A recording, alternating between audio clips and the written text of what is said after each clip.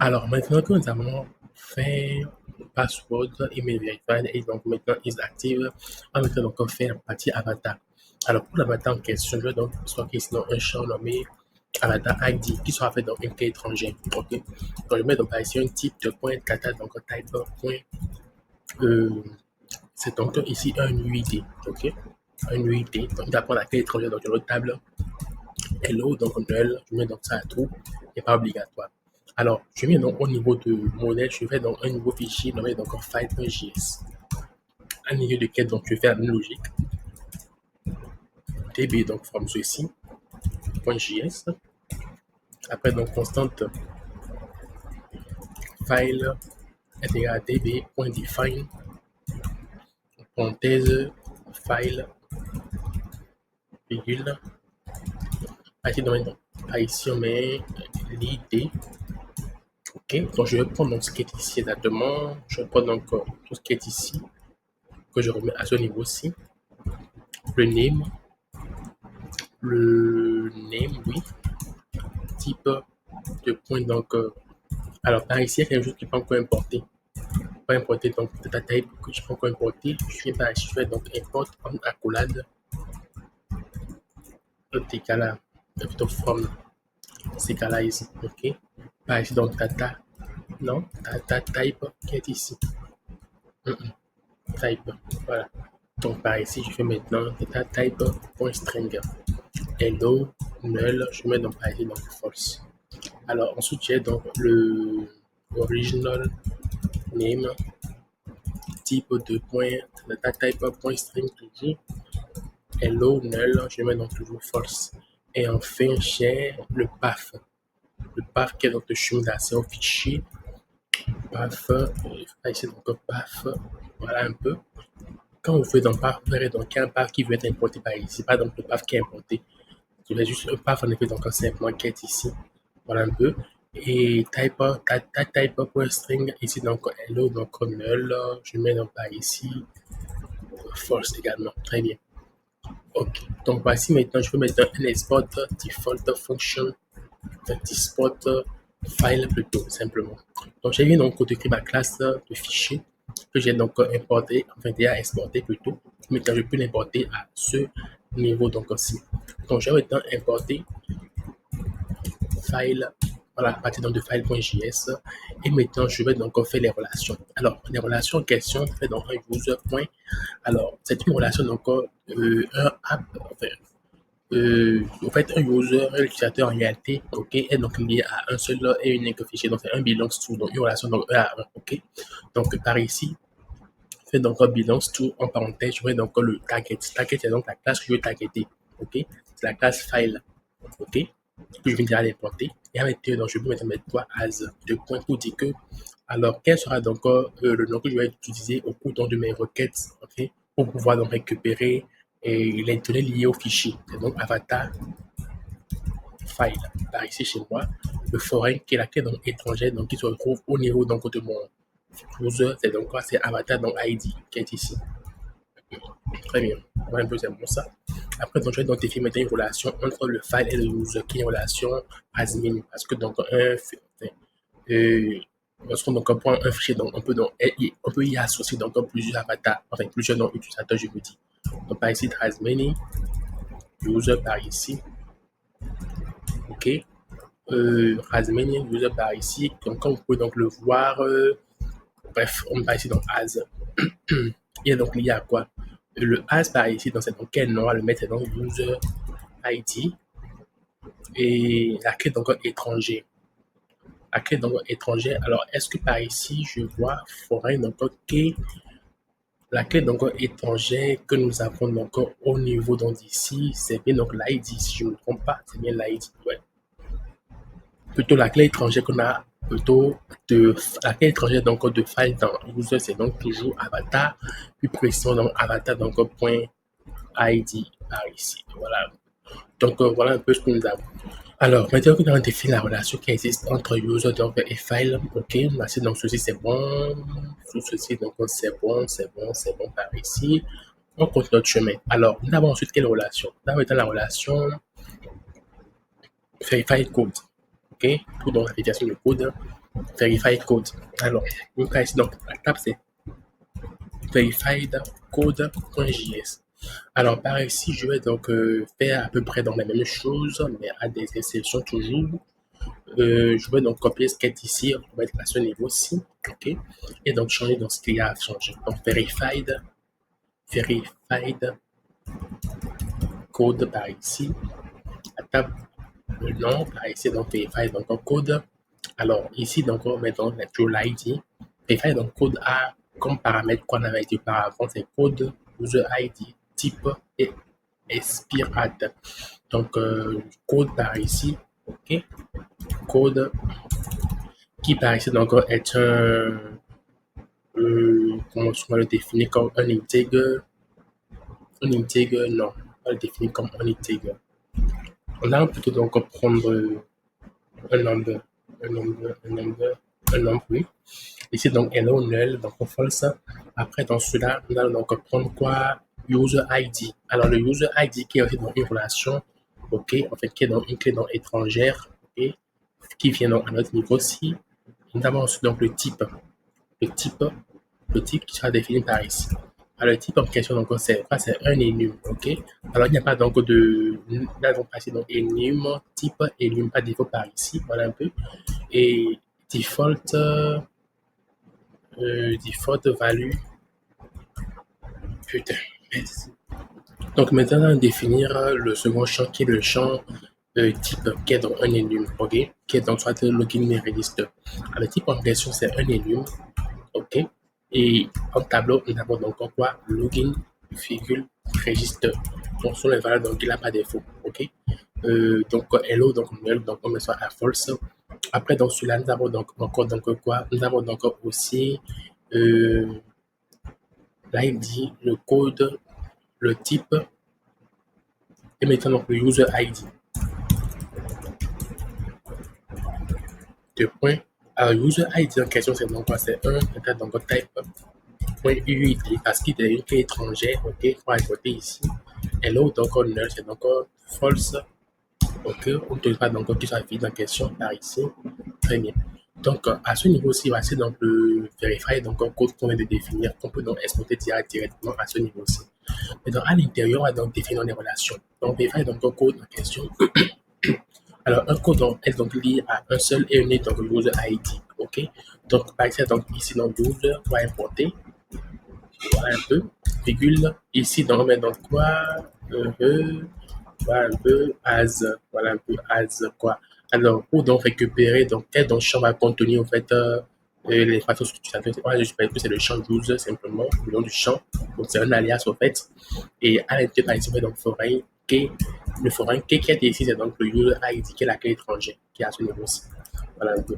Alors, maintenant, aussi, donc, le user, maintenant, par ici, point, donc, as many, donc il peut y avoir donc plusieurs clés, ok, par ici donc on est lié donc à verify code, ok, as deux points verified codes qui sera donc l'alias qu'on va donc utiliser, et par ici nous avons voir par ici donc foreign key, qui est toujours donc par ici user ID qui est le champ qui contient quoi, l'ID nom de l'utilisateur de notre négocié. Donc voilà, donc on défait donc le verified code, ok. Alors maintenant, on va maintenant venir à ce niveau-ci et faire donc le dernier par ici avec un expired at. Alors expired at qui est ici, expired at, voilà un peu, qui est donc un type quoi, qui est donc un type data type point date. Voilà un peu. Hello, donc null, donc false, c'est toujours rempli par défaut, ok. Et là, on fait quelque chose default value qui sera donc une fonction, ok. Default value, je veux par exemple que tous mes codes en fait ça ait une durée d'expiration de 3 heures, ok. J'utilise donc une bibliothèque nommée Moments. Alors, je peux par ici donc npm install Moment. J'ai ça donc Moment, voilà un peu. Je fais même Moment. Bon, on n'est pas directement importé. Je fais donc moment from moment qui est ici. Donc, une bibliothèque qui vient de gérer donc les dates en question. Donc maintenant par ici, je vais venir par ici faire quoi? Moment, ok, point, moment, point, add, Je vais donc ajouter donc quoi 3 heures, n'est-ce pas? Je vais donc 3. À côté, je mets donc à l'heure. Voilà. Avec eux. Voilà. Au moment de vouloir extraire donc un code de vérification, je prends automatiquement donc le moment actuel et j'ajoute dans 3 heures automatiquement que je stocke dans quoi dans Expire at. Ok. Voici donc comment on peut donc faire cela en automatique. Ok, donc voici donc on commence dans l'architecture et donc nos différents modèles. Ok. Alors, il manque un truc, non, c'est bon par ici, vérifier donc le code, tout ceci, donc c'est bon. Alors, voilà, voici encore un modèle à définir par ici, non, on a défini tous les modèles à définir. Alors, non, il reste ici donc le set password. Alors, le set password, c'est un autre modèle, le set password.js. On a dit que donc on crée un token et tout cela, donc importe db, voilà, à partir donc de db, donc .js. Après, donc, on va importer donc quoi? On va importer donc data type à partir donc de Serialize. Un peu. Après, donc, on va importer quoi encore? On va importer, pas venir quelque chose d'importer encore, mais je vais pas ici en constant reset password par ici est égal à db donc point define en parenthèse le nom du modèle par ici donc ceci virgule en crochet mais non pas ici l'ID le type c'est donc data type point UUID default value data type point UUID v4 hello donc null c'est à false et primary donc ok qui est à true. Après donc cela j'ai donc quoi? J'ai donc la user ID. User donc ID par ici. Je vois si c'est uniforme partout parce que je veux garder user ID comme ceci partout. Donc c'est un peu donc ça, user ID ici aussi c'est user grandi. Oui, ça par ici. Donc je laisse ça comme ceci. Le type, c'est donc data type. Oui, donc user ID c'est donc un UID. Il fait donc un echo, donc null, false, ok un peu. Et ça, après, donc, nous avons le token. Le token, en fait, qui est ici. Token, le type, qui est donc data type. Donc, un string, un jeu de caractères. Maintenant, ce que je veux mettre par ici, c'est donc un hello null, jamais false. Et maintenant, il est unique. Je veux donc qu'il soit unique à ce niveau-ci. Donc, true à ce niveau-ci. Token, donc, toujours unique. Et mettons expired at. Expire at. Là, on fait donc les mêmes choses que à notre niveau. Donc, si dans les code, on prend exactement ce qui est ici et le tout est joué à ce niveau-ci. Voilà, donc si je ne me trompe pas, c'est bien donc un at qui reste. OK. Donc maintenant, je vais donc faire un export default pour exporter donc classe. Enfin, pour exporter donc cette password. Et maintenant, je vais donc maintenant définir la relation. Cette password en réalité est liée donc à quoi? Alors, un reset password, donc un coup dans lequel donc est lié à quoi? À un seul et unique utilisateur en réalité.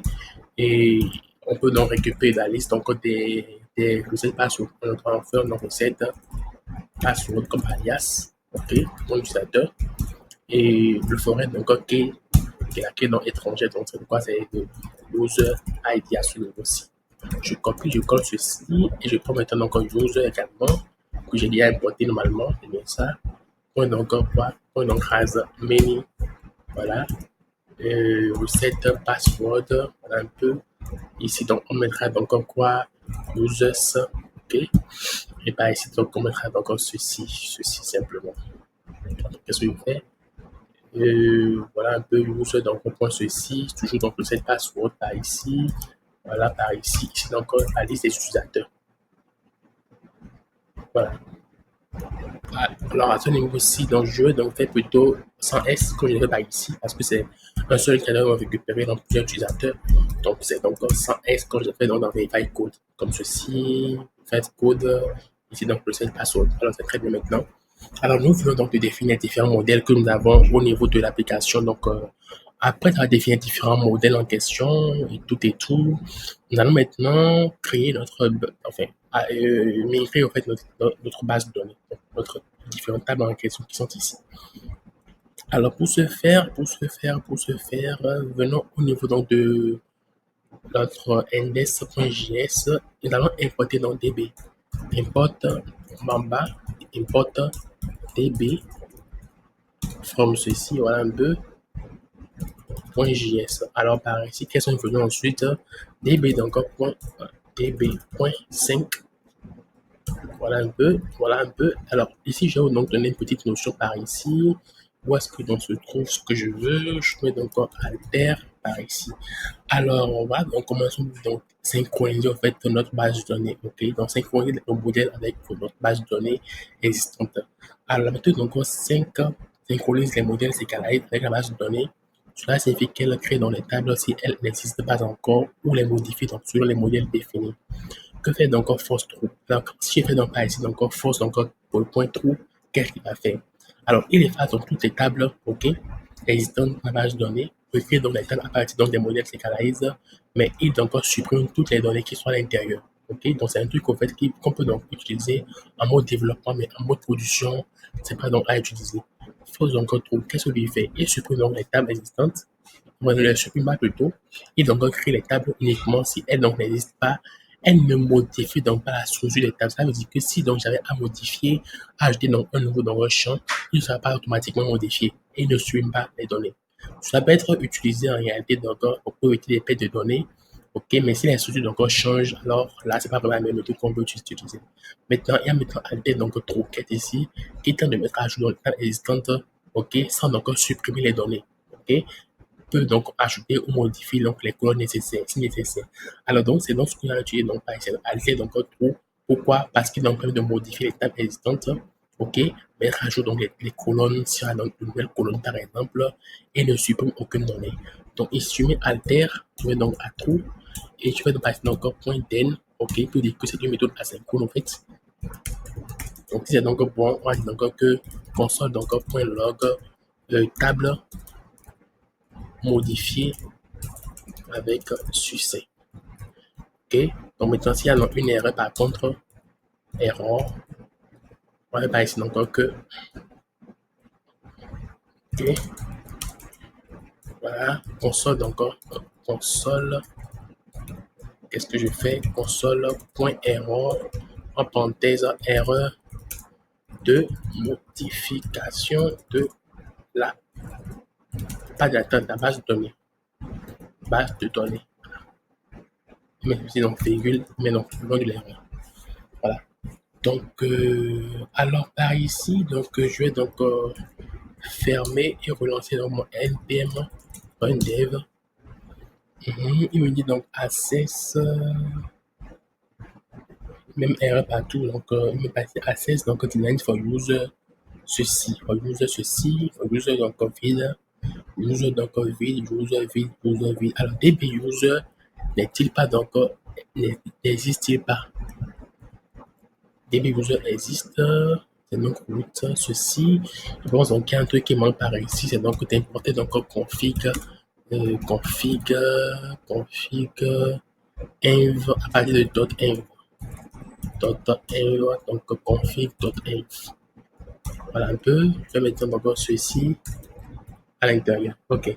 Donc par ici maintenant, qu'est-ce que j'ai? Voilà un peu, me dit quoi? db donc modifié avec succès et tout. Quand je vais mettre dans la table de données, dans la table maintenant plutôt, ou de ma base de données plutôt, je rafraîchis ma table. Ok. Je vais maintenant par ici. Bon, je viens par ici d'abord chez moi. Je rafraîchis. Je reviens par ici. Il a donc créé aucune table.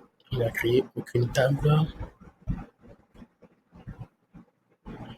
Ok, aucune table n'a été créée à ce niveau-ci. Voyons voir donc le pourquoi. En fait, donc ceci, pour une dernière réalité, donc ceci, d'entrer dans les différents donc, modèles qu'il y a au niveau donc, de la base de données. Alors, il manque quelque chose. Je n'ai pas importé donc quoi. Nous devons donc importer donc les différents modèles en fait qui existent chez nous par ici. Les différents modèles donc, que nous avons au niveau de les différents modèles que nous avons au niveau de l'application en question. Donc par ici, je vais donc importer les différents modèles dans index.ceci. D'abord, ouais, donc ceci, voilà. Je vais donc le mettre avant donc, la création du serveur. Je vais d'abord le commenter en réalité et maintenant importer tout ce que je vais importer. Donc importe user comme ceci. Après, donc, on va importer donc, on va importer donc file JS comme ceci. On va donc importer donc ensuite reset password et enfin on va importer verified code. Verified donc code partir de ceci. Alors je peux faire donc mettre tout ceci dans un fichier qui est en dehors au fait de fichier index qui est le fichier principal. Donc pour ne pas avoir trop beaucoup de choses par ici, je vais donc créer un nouveau donc fichier que je peux donc nommer donc 5.js par exemple pour des synchronisation.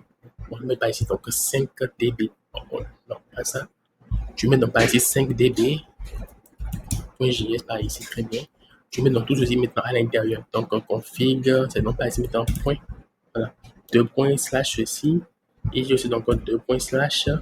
2 points donc slash. Tout à fait, je mets à changer. 2 points donc slash. 2 points donc slash. Voilà un peu. Et voilà par ici ce que nous avons. Donc, dès qu'on fait appel, donc, on va donc appeler le fichier qui est ici, automatiquement exécuter donc tout ce qui se trouve à l'intérieur. Donc, voilà un peu. Je fais ceci, cela. J'importe donc tout ce qui est donc ici. Alors, maintenant, qu'est-ce que je fais? Je fais maintenant donc à mon niveau aussi, je vais mettre mon index et je vais importer le fichier. Importe 5db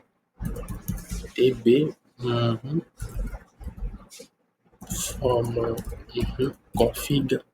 Qu'est-ce que je fais? Config slash 5db.js par ici. Voilà un peu.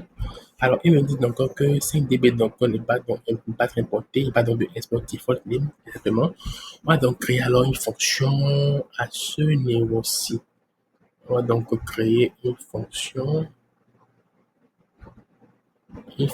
Ok, je mets donc export default function 5db. Ok, qui va donc faire ceci. Voilà un peu. Donc maintenant, on va donc importer maintenant le fichier, enfin la fonction donc aussi à l'intérieur par ici, qui sera par ici maintenant importe ceci from ceci directement. Très bien. Point JS. Voilà. Donc il a donc fait ça. Ça veut donc démarrer. Il faut maintenant donc exécuter la fonction. Voilà un peu. Et il exécute la fonction. Voilà.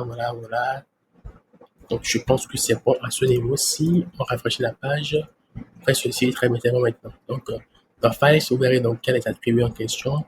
Dans User, vous verrez donc quel attribut et une clé étrangère donc qui est quoi, donc qui lie le user en question donc, avec la colonne, avec la table qui est par ici donc avatar. Enfin, Files plutôt, je voulais dire, ok. Donc il y a ici donc un file ID, reference table, voilà, authentication express file, colon ID et tout ça. File qui est ici, recette password qui est ici, qui a aussi donc une clé étrangère qui donc est liée à user. Ici donc verify code aussi qui est donc lié à quoi? À user. Donc voilà donc comment on peut créer alors nos différents modèles avec ces Calais. Alors dans la prochaine vidéo, nous allons voir en réalité donc maintenant comment est-ce que nous pouvons créer nos routes, nos différentes routes d'application, ainsi donc que les contrôleurs et les services qu'ils font.